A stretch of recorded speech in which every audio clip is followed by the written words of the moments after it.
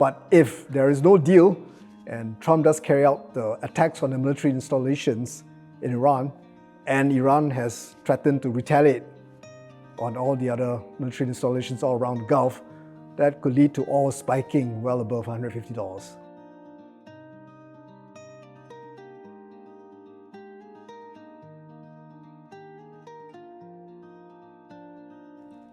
The Middle East conflict is unleashing a stagflation shock globally and across Asia.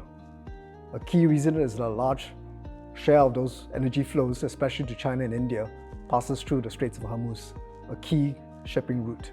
For ASEAN, Thailand accounts for the largest flows, followed by Singapore.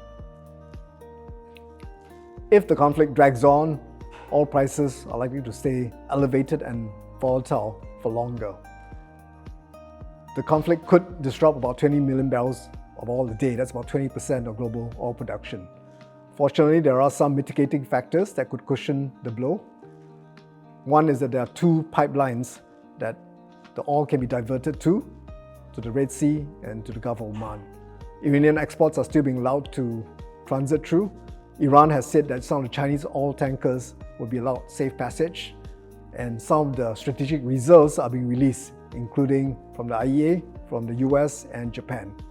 Non-OPEC producers, which accounts for more than 50% of global production, is also ramping up production. So we are expecting oil prices to stay up probably 3 to 6 months. That will create a temporary shock to growth and inflation, but should not lead to a global crisis.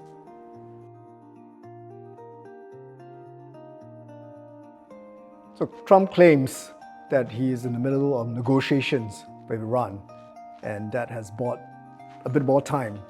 Claims that that moratorium, that deadline has been extended to 5 days. So I guess we'll get some news over this weekend whether some deal is in the making. Unfortunately, Iran has denied that there were any negotiations.